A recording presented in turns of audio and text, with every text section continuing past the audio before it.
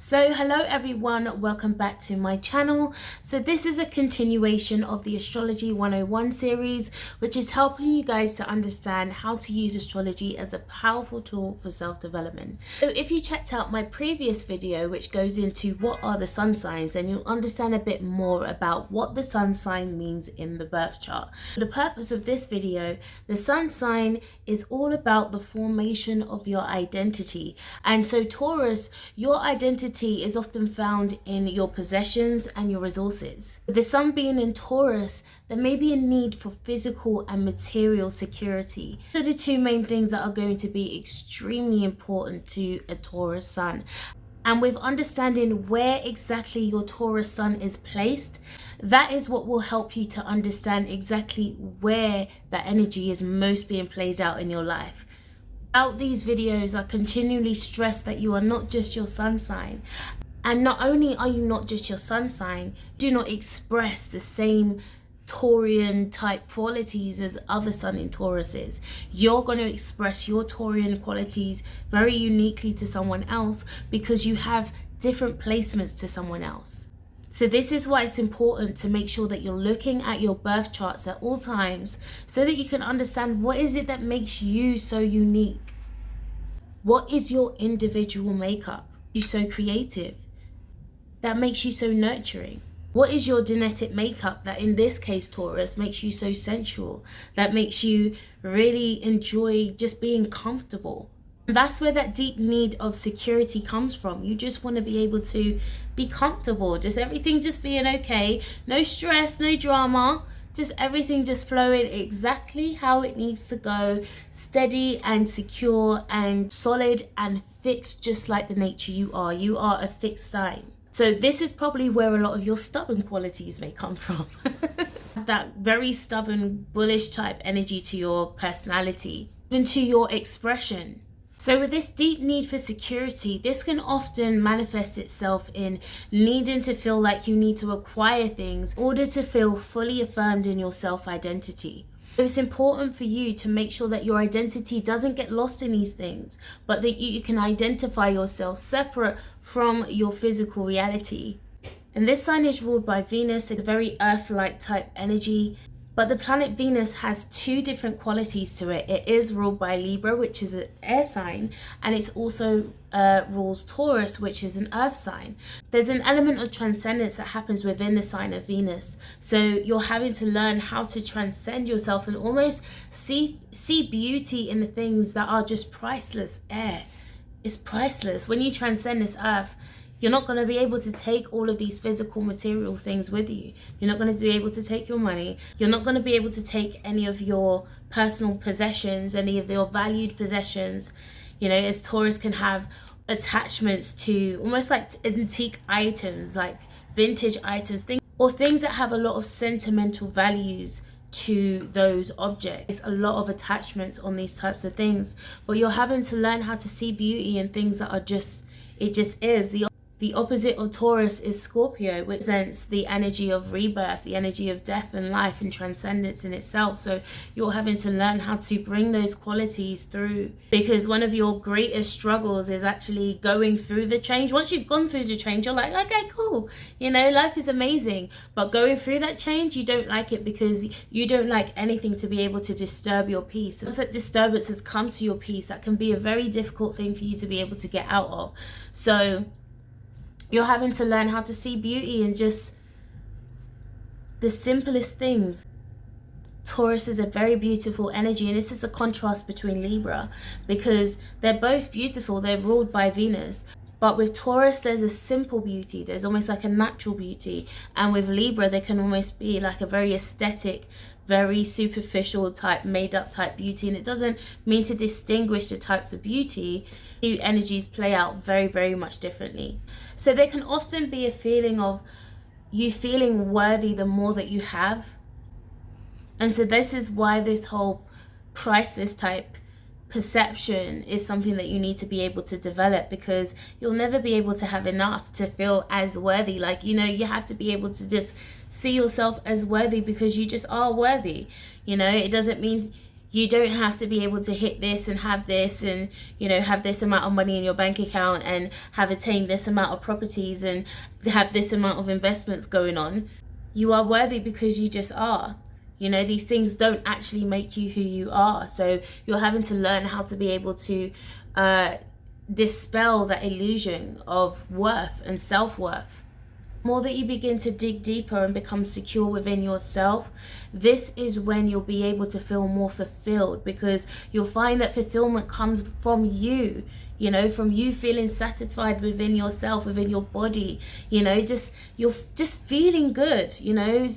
Taurus is a very sensual, connected to the 5 senses. So, you know, being able to just be surrounded with just beautiful things and just experiencing just sensuality, you know, being in that spa, you know, having a glass of wine, eating food, like indulging all of these pleasurable experiences, because, you know, you feel good, you feel secure. It's almost like a form of attainment, you know. You've been able to work hard to get to this place where you can actually have these things and enjoy these things around you. Also, with this quality, there can be this deep need to conserve and preserve, which comes from your shadow of Scorpio, which is a very protective and conserving energy. So this is where this form of attachment can come from. Taurus can sometimes hoard energy because of that need of attachment, and sometimes you may not even know what you're attaching to or why you need this type of attachment, but you just feel this need to have this attachment. And so you have to be careful and just make sure that you're keeping everything balanced. Not to say that you can't have attachments, but it's just being mindful of what it is that you're attaching yourself to or allowing to attach to you, is that you want that type of attachment.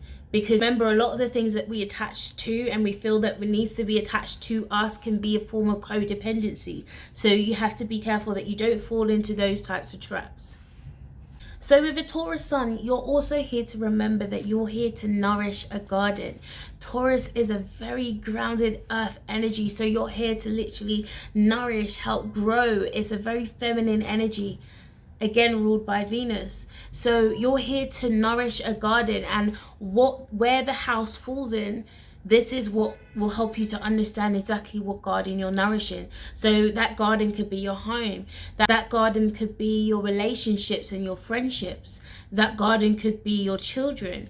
That garden could be wherever you work. And you're just here to just nourish and, again, make beautiful, make comfortable. So I really love Taurus energy. I'm a Venus and Mercury in Taurus. And so as much as Taurus can be very, very nourishing, especially to other people, you also need to remember to give that level of nourishing back to yourself. You cannot neglect yourself. Again, Venus is a very loving energy, again with Libra relating to relationships, and with Venus, again, it's very sensual, it's very connected to other people, but it's very external loving. It's always, you know, very giving of its love. It has to remember that that nourishment needs to come back to itself, because it will have the expectation to be nourished, but it doesn't realize that the nourishment needs to come from self first. So self-worth is a major, major thing with Taurus energy. So definitely be mindful of that. And it's also to remember that when you nourish yourself, it's nourishing yourself little by little every day. It's the little things that you do, the little things that allow you to love yourself or feel good in yourself, you know, whether it's a bath, whether it's, you know, going out for a spa, or whatever it is that makes you feel good, whether it's food, indulging in food, you know, aromatherapy, anything that stimulates the senses, and massage, anything, music, dancing. That's very Taurian like energy. Taurus is a very creative energy, and so doing little things like this every single day, this helps to bring a slow and steady growth to your transformation, and you essentially being able to feel happy and feel fulfilled within yourself and fulfilled within your place, being on this earth, like being here, like finally feeling present. So here's some of the positive and negative aspects of a sun in Taurus. So with Taurus, this brings a very slow pace to things. It is almost like very slow pace, very slow and steady. Slow and steady real wins the race. It's not a sprint, it's a marathon type energy, and it can bring Sometimes it can lead into sluggishness and laziness and procrastination. So where the sun is placed, you'll see where you're kind of slow and where you can kind of procrastinate in specific areas of your life. There's also an element of determination, strong determination with Taurus, and it carries the energy of Aries and begins to translate it into something very tangible. You're gonna have that strong, determined energy, but sometimes you need to be mindful of what causes you're devoted to, or what causes you're determined for. Like really questioning, is this really aligned up with me, or is this aligned up with the ideal? Taurus can be very caring for the environment, and so you'll find a lot of gardeners or those that work with the earth will have very strong Taurian type energies, because it's tending to the earth, and that's Taurus. It essentially just wants to make the world beautiful, make the earth beautiful, whether that's through arts or sensuality and aromatherapy and anything that aligns with Taurian-like qualities. It wants to be able to make things beautiful and just feel really good and beautiful. I love Taurus's homes. Like, genuinely, you guys know how to be able to create beautiful homes, especially if you've got Taurus in the 4th house. So you guys inspire me. It's probably you guys that I'm taking the pins on Pinterest off, because you guys, again, know how to be able to make something really beautiful.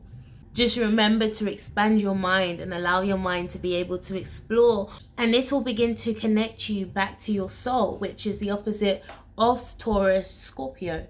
The depths of your soul, the inner self. You know, you always want to be able to have that connection. Sometimes having everything in this practical box, it takes away from your spirituality and your ability to be able to have these in-depth, you know, explorations. And it's not to say as a Taurus sun you're not going to be able to have that. And where your Taurus is placed, it will show you where these qualities are expressed the most. So with Sun in Tauruses, it's important for you to fully enjoy the present reality, the here and now, because you want to be able to have these types of things, not only just to have it. Now for Sun in Tauruses, for you to be able to transform yourself, you need to be able to detach from the illusory world, this materialistic world, and begin to free yourself from the bondages of possessiveness and insecurities, because these are the things that you're often fueled by. So in order to be able to transform yourself, you have to remember that everything has value and everything has beauty. Even some of the experiences that you may go through that may not be matching up to your ideals of how you expected it to go. Because Taurus, you may expect, okay, I come out of college, I come out of school, I go to college, then I go to university, then I come out, I get a job, and then once I got the job, then I got that, then I get married, and then it's literally the traditional structure. You're expecting, you know, everything to go how the structure expects it to go, but you have to be able to allow that, you know, not everything's gonna go how you want it to go. You're gonna have to learn how to be able to move and adapt, even though it's difficult being a fixed nature, you know, but you have to be able to be able to expect the unexpected and expect the unpredictable, and still be able to deal with it, because not everything is going to be simple, not everything's going to be straightforward, not everything's going to be, you know, with you in mind, so that you can be as comfortable as you want to be. So dealing with insecurities, your greatest insecurity is that everything will be taken away from you. You know, a lot of these fears of, you know, not being able to be secure and not being able to function and live exactly how you want to be able to live. If having all of the money and having all of these different possessions and attainments are things that are really important to you, and you've been able to formulate your identity based on these things, and they're taken away from you, what does that leave you with? And this is why it's so important for you to learn how to be able to formulate your identity separate from these things.